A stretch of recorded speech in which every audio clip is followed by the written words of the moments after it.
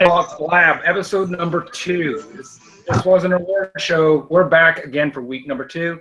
Ballhawk Lab, the first and only ballhawking podcast by ballhawks for ballhawks, inspired by none other than Hall & Oates. So, Tony, what are we planning on this week? All right. So, what we had is, since it's close to Thanksgiving, and this is a baseball podcast, we're going to celebrate Ballsgiving. And we really appreciate all of the MLB players that also celebrate this holiday throughout the year. So shout out to all of you that are Ballsgiving enthusiasts. Then we're also going to talk a little bit about some of the stuff that Angel had for questions for us. You might remember him from the last show. Thank you, Angel. He's also our top guest of last season. Yeah, he's quite literally an award-winning guest. Right, Larry? Sure. Are you an award-winning guest yet? I would consider myself an award-winning host. Ooh, that's true. What award has your show won? Nothing quite yet, but we're working on it. Not true, because didn't they get bronze? I guess I'm a bronze-winning co-host. Okay. Good. But we won the award. We won an award last week. Yeah. So you can always. Yeah, I mean, but it's always more to strive for. There's always next year or next award show whenever we decide to have that. Yeah. I guess so. Speaking of awards, and if you can't tell, I'm also going to celebrate Thanksgiving by eating a Thanksgiving meal, as well as drinking some great fake eggnog. So, and Larry, you said that you enjoyed this type of eggnog as well, right? The coconut nog? Yes, I do. It's actually pretty good. Larry approved right here. So let's talk about awards. We mentioned that there was the Feud Award, which had to be split by 2 people. Rather than actually splitting it for them, and Larry, this should interest you because it's you versus Eric. What we are going to do is put out a link, and you have to vote who should get the award. Whoever gets the most votes on our Twitter poll gets that award. Whoever gets the least doesn't get the award. How do you feel about that, Larry? You know what? In all honesty, I'll probably vote for Eric because he's a better Twitter warrior than me. Just putting that out there. I don't usually try and get in feuds with people, but if someone's asking for one, got to go for it. You don't want a golden ball? I do want a golden ball, but we'll see. Maybe the Twitter Feud Award should have 2 balls. Should have 2 balls on it. Wouldn't that be the nicest pair of balls? Because we do have an award for that too. One award, but 2 balls. Ooh. And then one person gets to keep the plaque. The other one just takes a ball from the plaque? Yeah. No. The one person just keeps both balls. Oh. Larry, would you like 2 balls? You know what? I'm down for however many balls. Okay. That's what Cole says. So, and Larry, where's your co-host, Cole? My co-host is deep in the wilderness, deep in the Kentucky wilderness. That's right. He's hunting for some deer, I believe. Which so we were talking.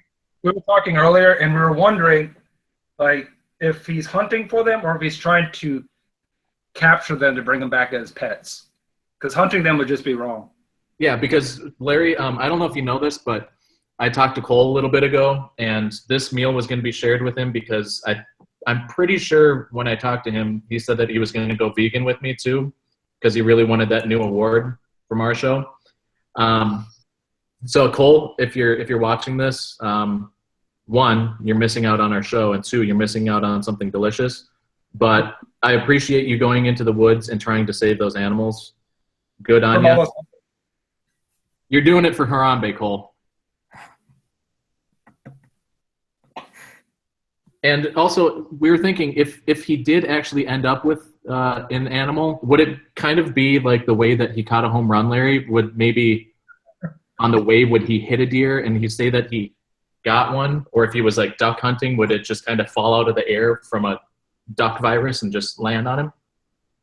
I mean, I have heard stories of deer like jumping off bridges onto highways and just like falling out of the sky. So, I mean, I would imagine it would kind of just fall right into his lap. Kind of like that baseball, huh? So really, there's no reason. I just want to go ahead, David. I just want to think of that Cole's running through the woods right now, yelling and screaming to like scare all the deer away from hunters. Yeah. And that the hunters are getting really like shooting over his head. And he's probably doing it naked. Not him, really, but he's really into touch with nature, so he'd probably be doing it naked. Right, Larry? With an orange, like a safety vest. Like what we have on, right? You have some orange on. Yeah, sort of. Yeah. Yeah. So I'm glad that we're talking about this. So basically, look out for the link, because this went down a totally different random tangent here. Look out for the link. We're going to set it up here right after the show, and it will be ending right before the next show. And that way you can vote, and we'll declare the winner on the third show, which would be the trilogy, probably like a lot like the Holy Trinity, because, you know, you got, I don't know which one of us is Jesus, David, and which one is God, but we're pretty close, right? Well, I mean, we might be like, one of us could be Jesus, maybe not Jesus per se, but. Ooh, yeah. Jesus and Dio. Dios mío. Yeah. So yeah, we got that going on, and should we transition over to the angel talk? We could. Well, we should. We could, and we should. So, I think you wanted to talk about the Astros, right? What's that? You wanted us to talk about the Astros, and I think that you got some inside look at one of their acquisitions, right? Yeah, the trade for Brian McCann this week. I know that throughout the season, towards the end of the regular season and early on in the postseason, there's a lot of talk about the Braves trading to try to get Brian McCann back in Atlanta. Knowing John Coppola's due diligence that he's always going out there and looking to make any trade possible. I don't doubt that there were some phone calls about picking up McCann, but I really don't see anything besides the fact that he's a left-handed bat being anything beneficial for the Braves this season. If he does come back, I could see him doing a one-year deal at the end of his career. But McCann as a platoon catcher right now, it just doesn't seem like it would be beneficial. How do you feel about McCann, Larry? I don't know exactly how much this is going to help the Astros, because I don't follow the Astros clearly, but I'd imagine it would help them. Their catcher this year, I forgot his name, wasn't exactly the most productive. Yeah, I know that Castro. There we go. Because the Twins are looking at Castro of all the teams, so it's weird because all of our teams are somehow like meshed in this weird catcher thing. Other than your Cubs, because they're perfect. We're just they're bringing everybody back. Yeah, except Dexter Fowler. But anyways, yeah, exactly. Castro isn't the most productive catcher. And I heard that McCann's going to split some time with Evan Gaddis. I heard that he's going to catch about, maybe 40, 50, 60 games. But yeah, that's all I've heard. Hopefully it'll help the Astros. I was kind of pulling for them this year. They're kind of like the Cubs where they went through this huge rebuild. I was hoping it would pay off for them. This year it clearly didn't work out. I don't really know what happened, but you know what? Hopefully next year they'll make the playoffs. Indeed. I'm a big fan of Larry's Astros, and especially because the year before it was kind of the Twins and Astros making noise when they probably shouldn't have, which is really cool because those franchises went through some terrible down years. But I don't know, like that middle infield still that the Astros have, that is dangerous, and they're going to be dangerous for a long time to come. I mean, I would say that's the best middle infield in the league. Yeah. For sure. Which is saying something because that's coming from a Cubs fan, and they're not exactly terrible up the middle right now either. Oh, absolutely not. But here's the thing. Addison Russell wasn't the most consistent during the regular season, but he played when it mattered. And then Ben Zobrist played second base most of the season, and then that's changed in the playoffs. So we don't really have a consistent middle infield, but nonetheless, it's good. So the other one that the Astros signed was Josh Reddick, who admittedly had a just terrible year out in Los Angeles with the Dodgers. His first one there since he was with Oakland pretty much all of his career. It was I see that move, and I think it's smart by the Astros. Yeah, he had a down year, but there's a lot of upside on him, and it's pretty low risk, and especially for a team that has a lot in place. He doesn't have to be the standout star. He can be a good six hitter for them and contribute. How do you guys feel about that? Well, David?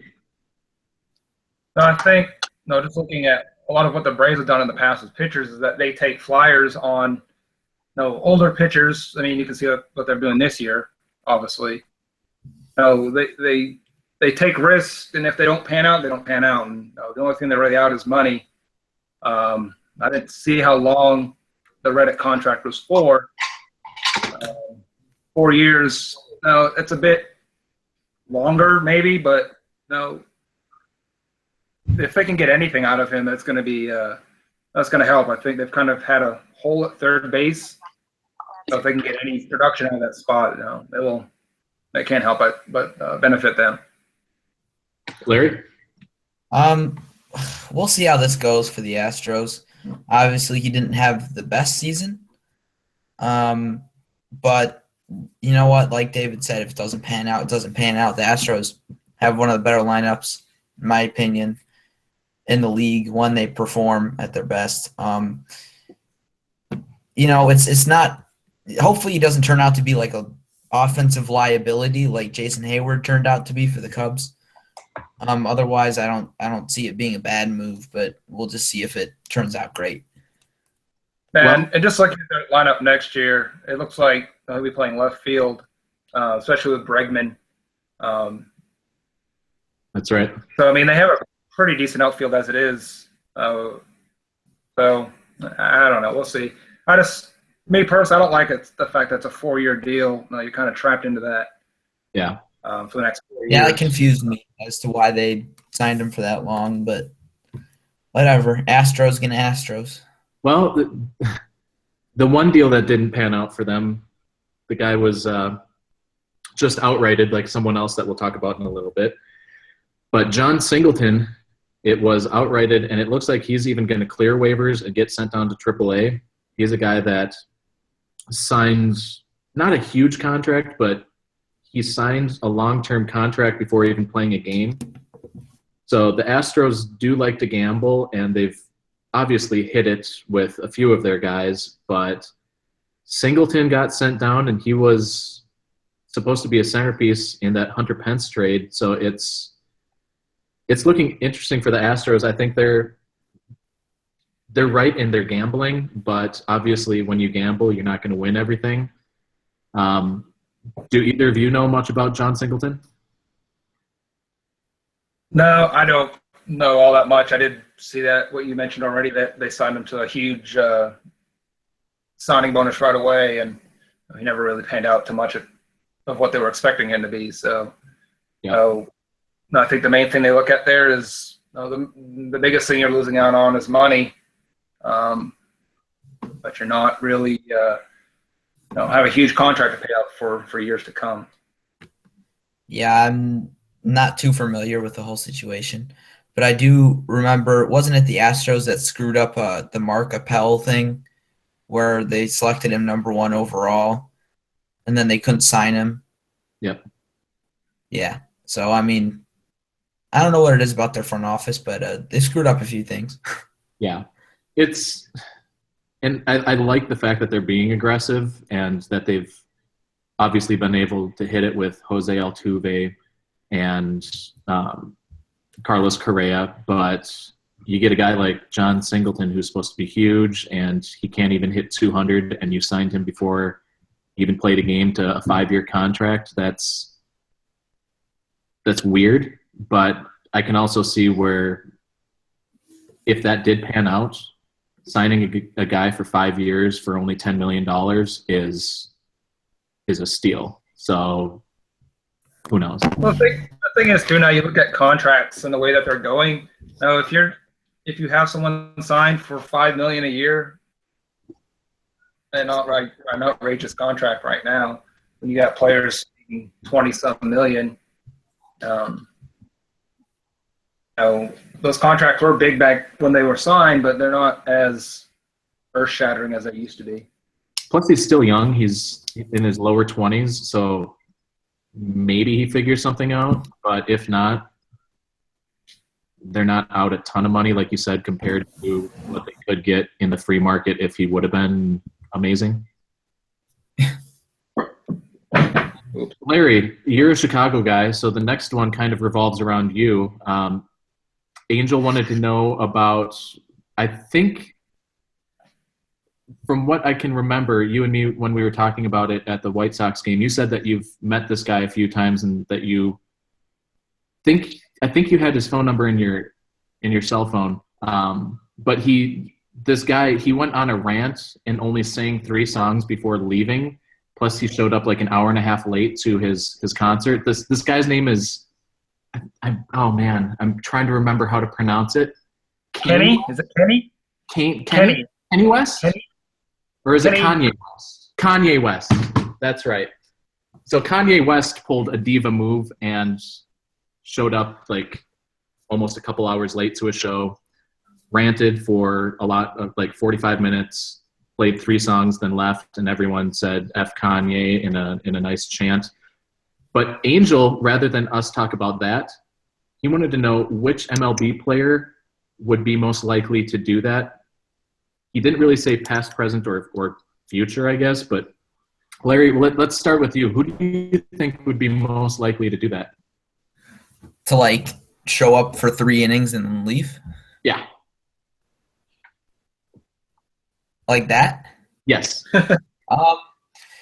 Well, one name that comes to mind, played for the Cubs a few years ago, bounced around a couple teams, was good old Milton Bradley. Oh, David, you had that one. Yeah, I did. He was also I remember when he was with the Cubs. You're a game maker, right? Didn't he make board games, Milton Bradley? Shoots and ladders, and you could call him a game maker. He was a bit like a game show. Yeah.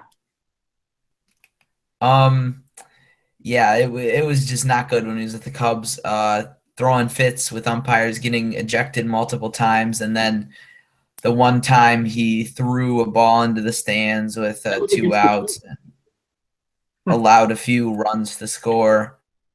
And so, it was an interesting experience having Milton Bradley on the team. So Dave, I would say he would be the most likely to show up for 3 innings and then leave. So since he took yours, David, who are you going to go with? I've had 2 come to mind since then. One would be Niger Morgan. Just knowing how volatile it can be at times. I think it was in Washington, or what was it, Washington or maybe Cincinnati, where there was a brawl going on, and he's up against the net, and he spikes up trying to kick people. He can just go off at any moment. But another thought might be Brian Wilson from San Francisco and the Dodgers. He's kind of out there, and you never know. He was great when he came with the Dodgers. I think Larry has to go to the bathroom. Bye, Larry. I've got a Brian Wilson T-shirt. Oh. I thought he had to go to the bathroom again. Wait, Larry, we're not talking about the Beach Boy. I don't know where it is. But it's got a big beard on it, and it says "Fear the Beard." So it doesn't say "smile" on it, Larry. It's just got a big beard, not big smile. black beard. Like, no. Woo! But I mean, Brian Wilson, he's bipolar almost. It seems like. Yep. During batting practice, he's great. He's just taking baseball after baseball and throwing up in the stands.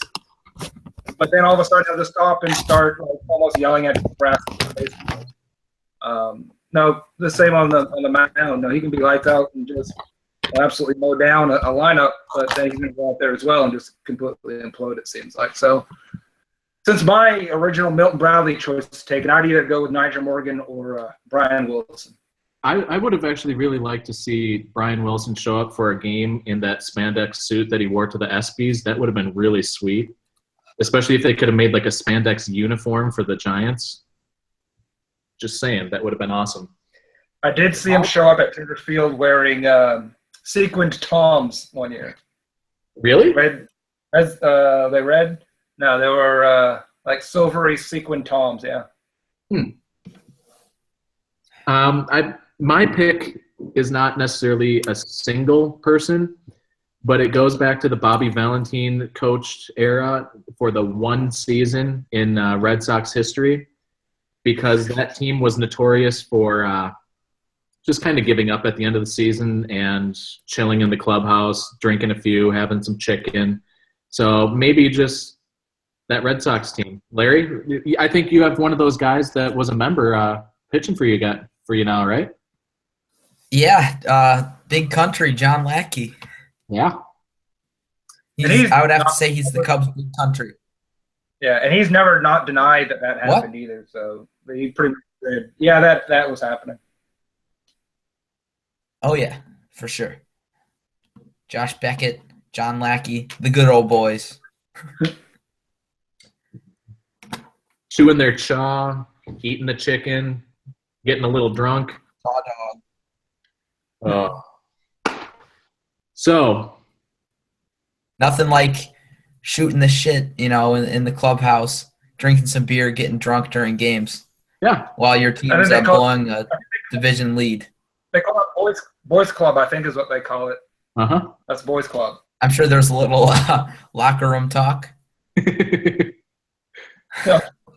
Well, to be honest, I mean, stabbing at towels. Ooh. Kind of like Larry is kind of getting up early to have to poop. Yeah, I don't think you were really looking for that jersey, that Brian Wilson jersey. You just really had to poop in the corner. I mean, if you want to look, I'll show you where I went, and there's no feces. Feces. That's a great word. Well, that's a great transition to the next news. Since we started up here, we might as well go down here. I'm a bit sad, guys, because I think Why is that, Tom? Come on. You know the news, Larry. Why would I be sad that happened? Who wants to break it to the people? Because I don't know that I can't do it, guys. I can't say the words. I got you here. All right. This week, teams needed to set their 40-man rosters this week. So that Because those are the rules of baseball. They got to set their 40-man rosters, and players not protected on that with a certain amount of service time are out there from the Rule 5 draft. So there are players out there. This player is not eligible for the Rule 5 draft, but the Twins did have to give an outright release to Plouffe.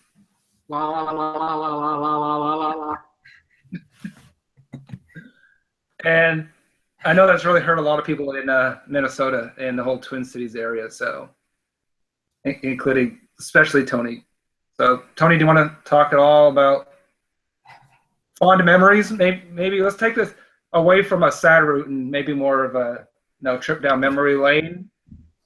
Maybe a little happy. Okay. I'll be right back. Tony's gonna go have a moment. I mean, and Trevor Plouffe signed my sign. Vote Plouffe. Yeah.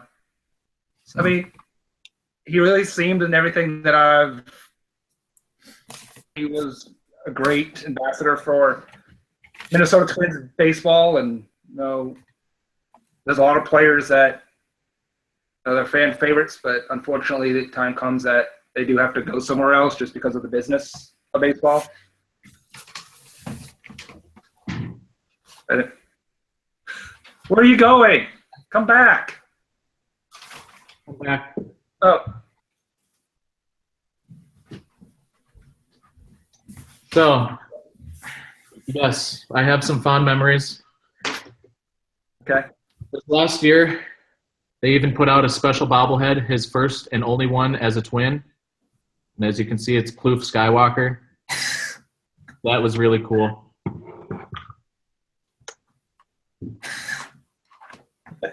And I believe that this is the last hat that he ever wore as a Twin. He didn't wear it in a game because he was hurt at the end of the season.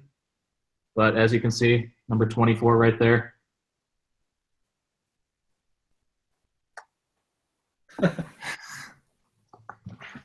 And then this is one of my first memories.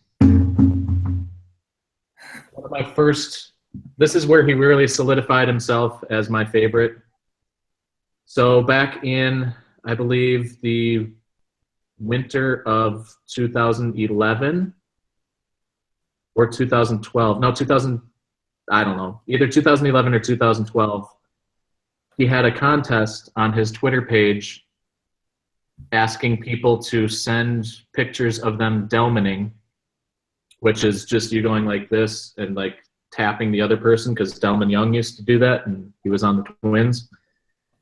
And I ended up winning that with a video that I took with my family. We had 3 generations of us Delmaning on the back pond as it was frozen over in the winter. And then when I saw him at spring training the next year, he was true to his words, and I got something special, and this was that something special, a bat that he used there, and it's inscribed just to me. So that was really when he solidified himself as my favorite Twin. But before that, I had some great interactions. I got to see his first game as a Twin, which he, I believe, went 1 for 4. And he was a shortstop at that time. That was a long time ago, obviously. So that was really cool. Tony. Yeah. You know who else started their career as a shortstop and then switched to third base? Jesus. Cole Atkins. Cole Atkins. Cole? Cole. Maybe. I think maybe Cole did that, but Alex Rodriguez. That's true. Hey. Huh. Plouffe has never done steroids. No, I'm not implying that. I think maybe implying that Plouffe's going to hit 600 home runs. Okay, maybe. Cal Ripken did too. Cal Ripken started as a shortstop. That's true. Yeah. Although he held on to that position for a little bit longer. Yes, that's true too. And then the first interaction that I had with him was when I was getting a canvas of Target Field signed by the entire 2011 Twins team. I was dumb because I was wearing a dress shirt that had a pocket right here, and I had my phone, and it was by the end of the dugout, so I leaned over to give him that, and the phone fell out. You threw up? I just got really nervous seeing him for the first time. It was no, the phone flew out. I thought it was broken, so I maybe muttered a few expletives. I maybe So kind of like Jared. Oh, shucks. yeah. I was like, "Gosh darn it, Dag nabbit. piece of scum!" Ugh. Then he picked it up right away, looked at it, and he's like, "No, it's good." And I looked at it as he gave it back, and I was like, "Holy crap, it is."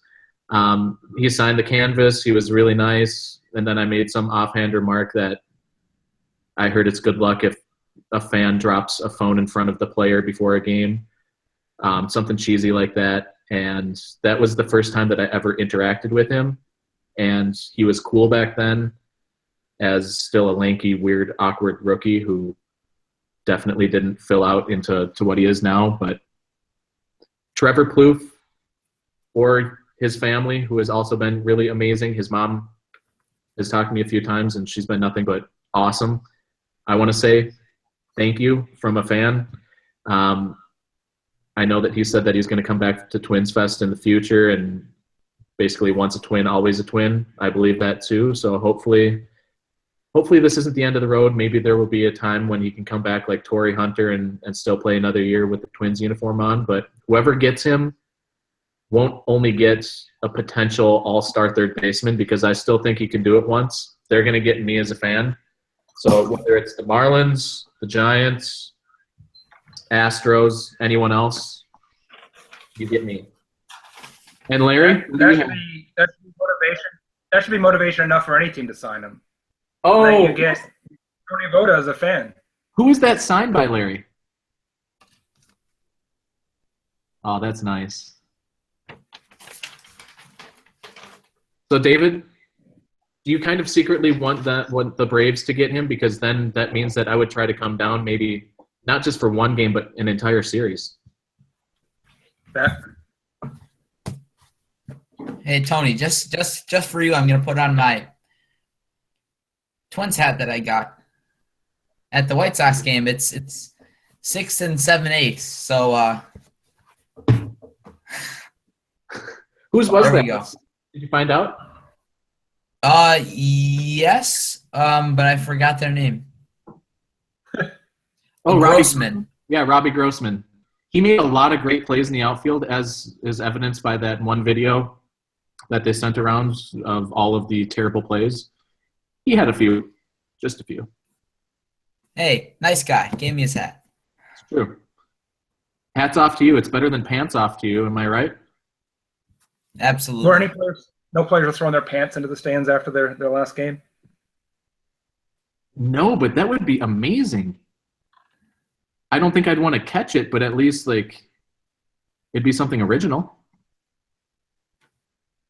Yeah, I mean, I know that Zach Hampel was giving away like a Doc Gooden game-used pair of pants in a raffle.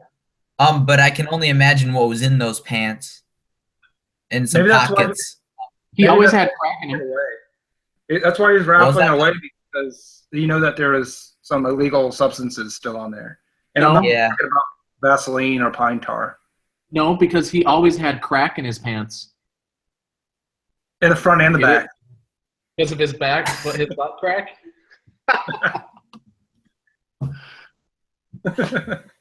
Larry, how many times have you snorted crack, Larry? I can proudly say that I've never snorted crack. Not true, because every time that you smell it, you don't every snort time you crack. smell a fart, you smell crack.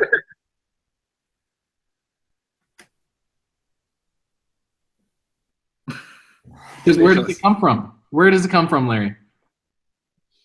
Uranus? So, I think with that, let's go into Ballsgiving. Happy Ballsgiving, guys. Happy Ballsgiving, Tony. Happy Ballsgiving, Larry. Thanks, Larry, Tony. what are you thankful for? I'm thankful for balls. Let's see. I'm thankful for the Cubs winning the World Series. Did they win the World Series? They did win the World Series. Oh. Huh. I must have missed that.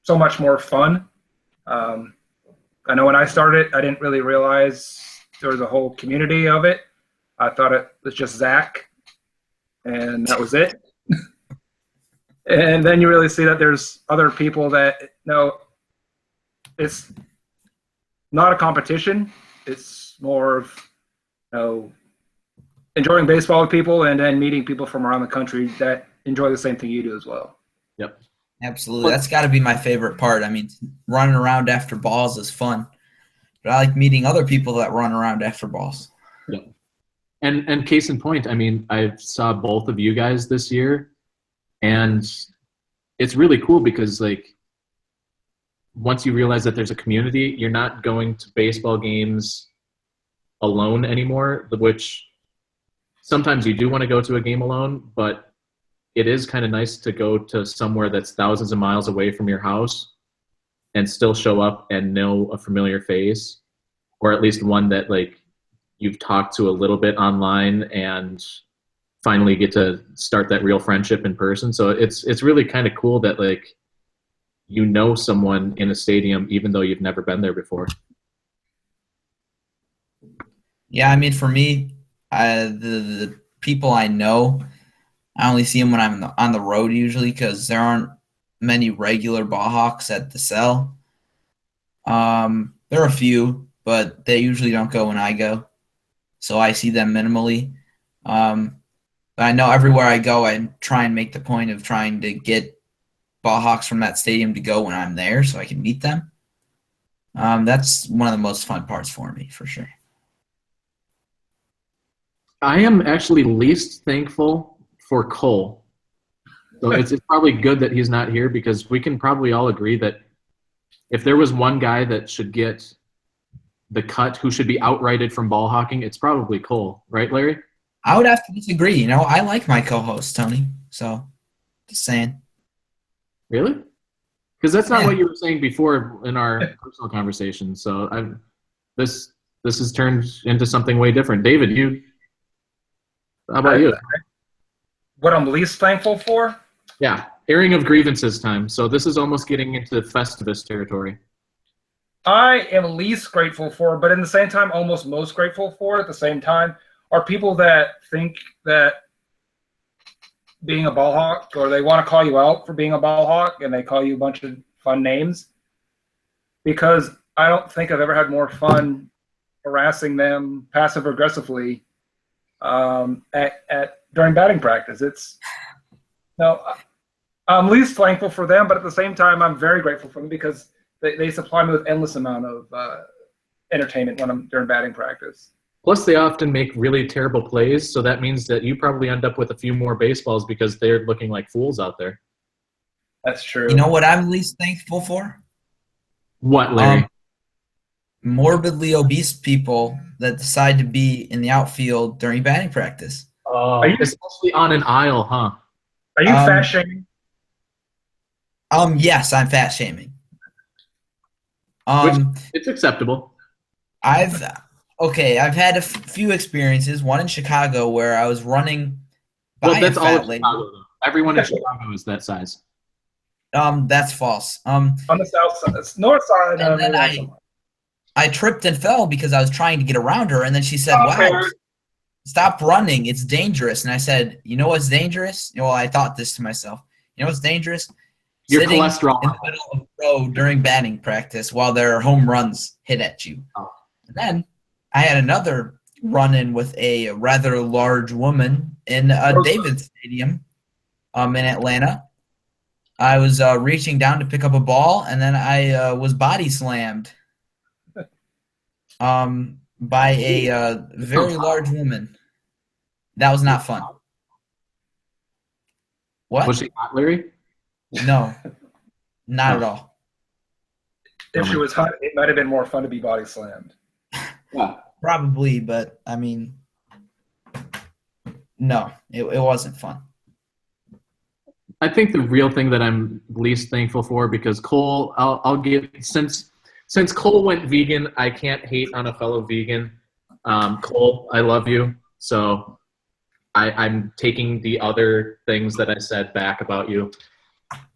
The things that I'm least thankful for are, I think, kind of close to what David said. It's both people and also like the stadium workers that don't understand what it is that we like to do. Like I still understand that it's weird and different and not normal to do what we do, but that doesn't mean like with anything in life, it's frustrating when people get mad at you for doing something that you enjoy that isn't harming others. It's not like I'm going out of like people's backpacks or like gloves and stealing their baseballs, because I'm not. They make it sound like, oh, well, a kid could have had that. You're right. If that kid would have been there for batting practice and in the same area, they could have had that. But just because they showed up late and whatever else, I didn't actually steal that ball from them. So I think that there's a lot of misunderstanding, and it is what it is. And on top of that, one more. I'd give thanks to all of the actual stadium workers and ushers and everybody that kind of do understand what I do. And they don't understand ball hawking, but they understand that I'm enjoying myself. And Yep. They enjoy having me in their sections. And every amount that I reciprocate my thanks to them, they go out of their way to help me as well, and making ball hawking more enjoyable, as well as helping out getting a few balls here and there as well. So. Yes.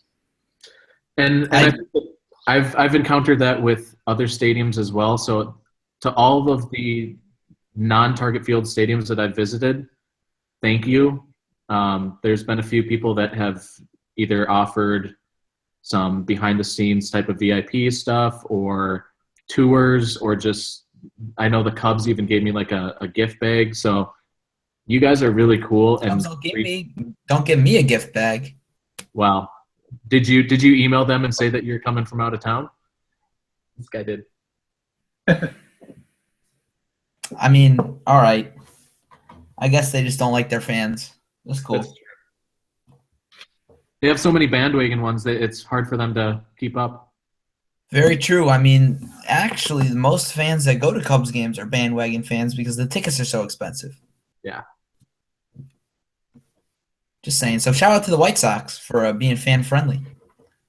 Yeah, literally, they are fan-friendly because they are friendly to that one fan. I was going to say, it's because they don't have anybody that goes, so they can just send an employee to sit with everybody.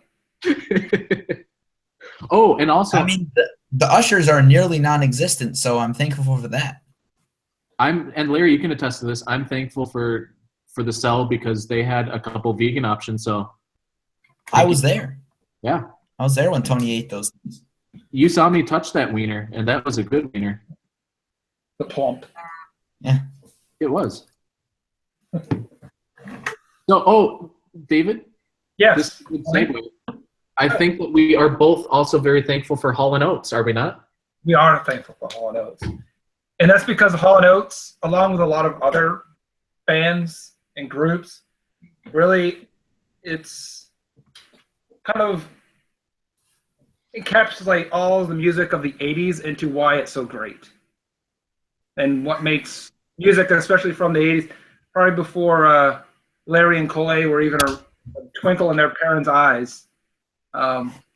What makes that sort of music so great? So, Tony, can you?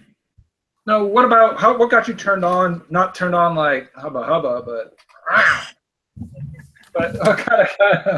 you kind of.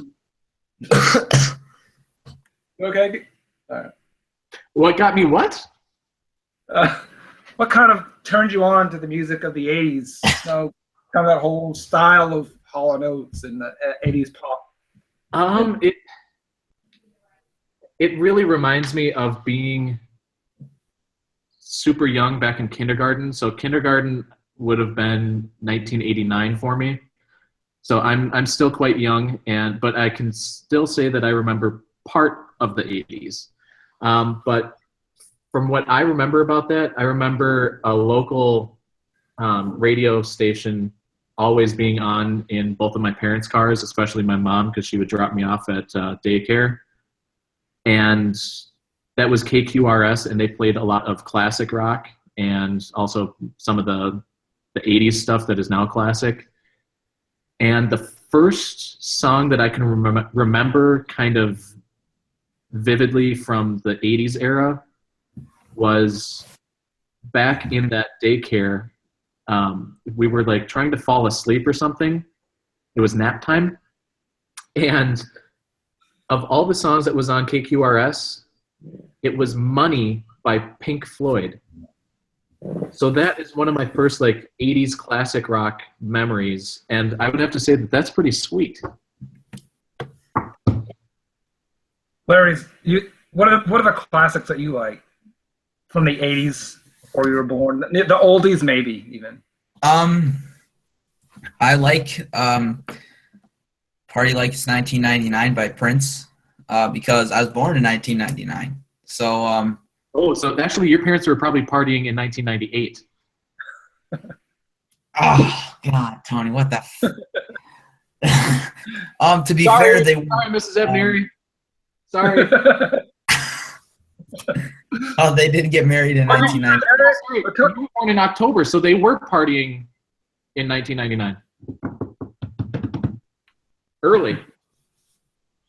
Tony, damn it, Tony. Why you gotta go there, dude?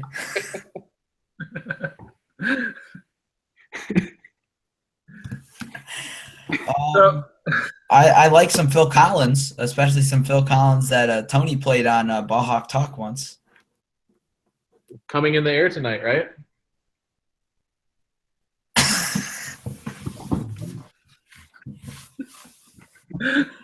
I believe it's Calling in the Air Tonight.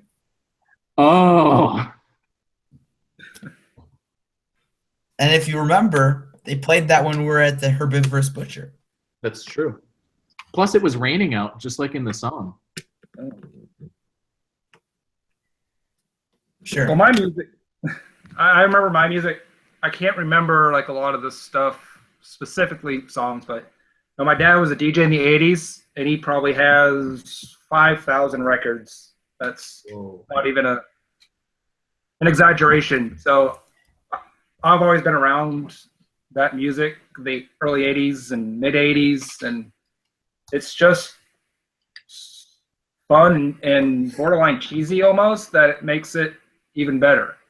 There's something almost, and it's weird because the 80s necessarily weren't innocent. That's when we started to be really capitalistic, and there was a lot of drugs that were just flying around that we didn't know were terribly bad. But like, there's something about 80s music that definitely feels innocent and almost childlike because it's just pure pop and bubblegum.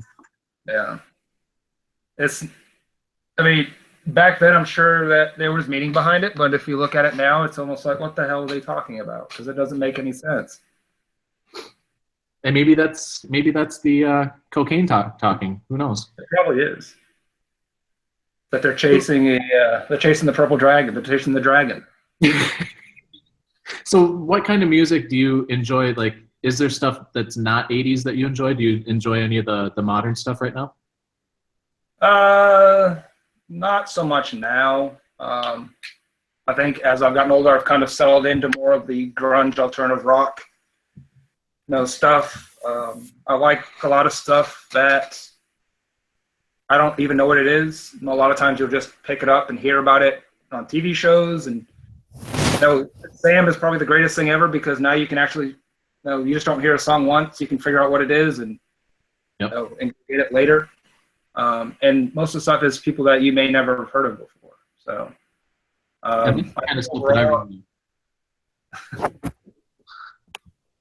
I think I've kind of settled into that grunge alternative rock, but I grew up really liking rap music, and I'm not a huge fan of it now, but I kind of really like that old gangster rock or gangster rap stuff and old school rap. And even in college, taking a rap music class, I was able to get a better understanding of the whole rap music culture and gangster rap. Yes, it is about the gangster side of it, but it's more than just gangster talking to your list. So I have a question for you. When it goes back to the gangster rap, there's going to be two questions here. Are you more of an East Coast or West Coast guy? And also, are you more of a Biggie or Tupac guy? I know that they're kind of you can be a mix and match. Yeah. I want to say that I grew up more of a fan of East Coast rap.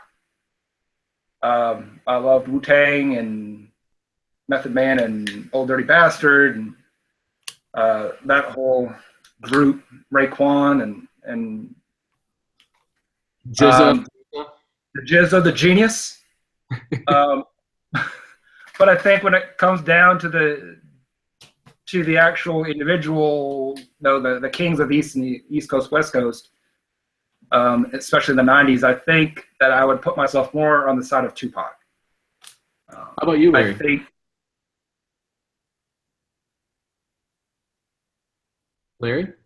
I think Larry's Mannequin. Oh, yeah. My thing was frozen, and I didn't hear anybody talking for a minute. Your thing was frozen?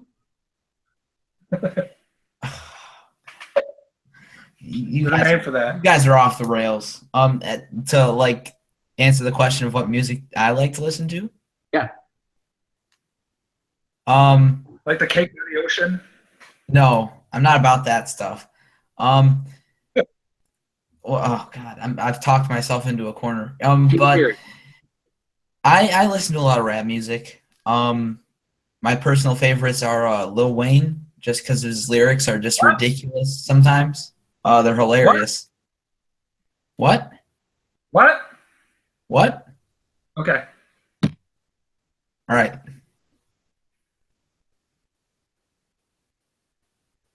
Tony, you look like you're frozen too. I didn't know we were doing the mannequin challenge. What?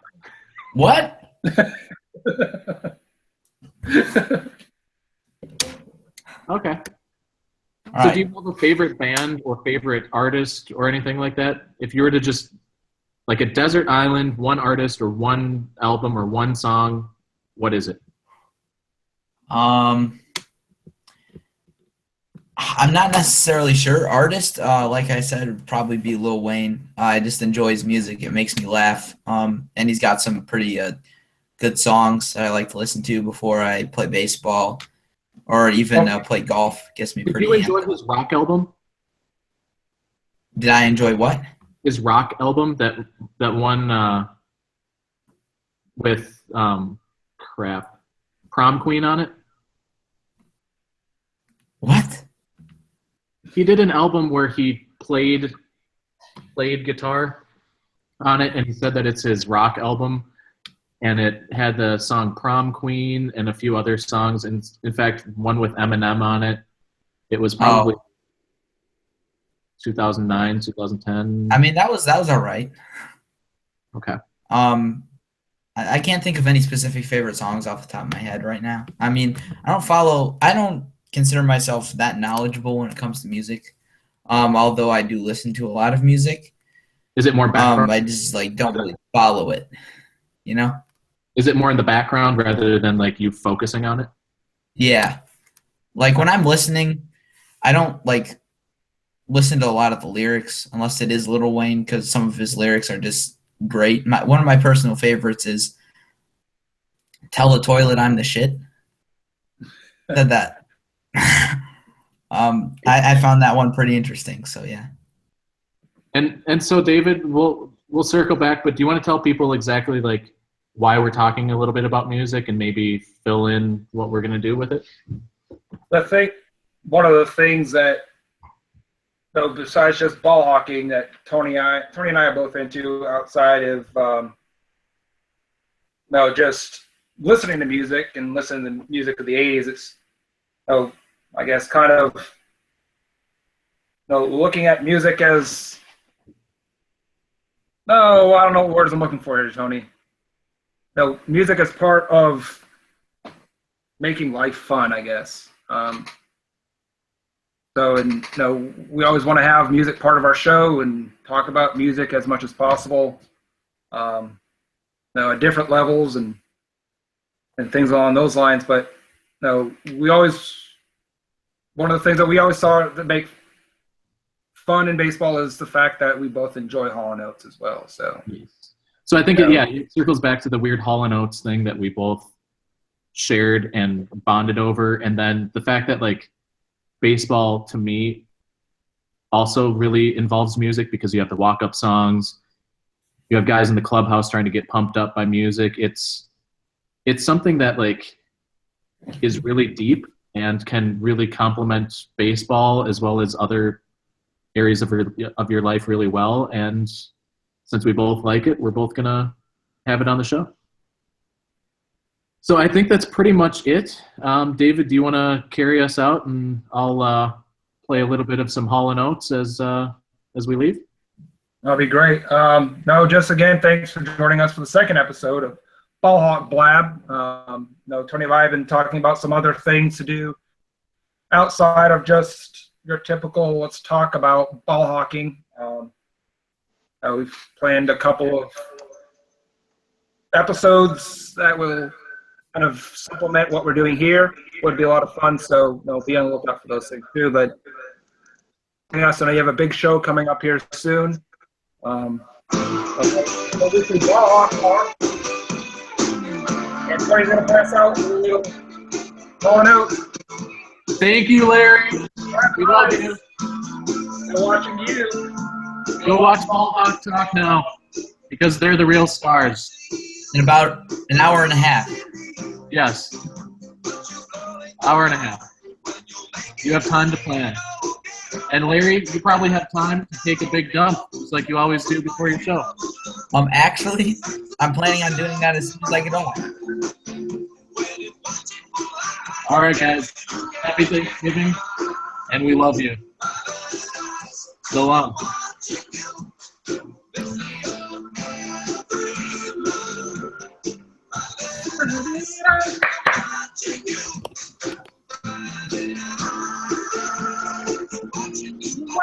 Watching you.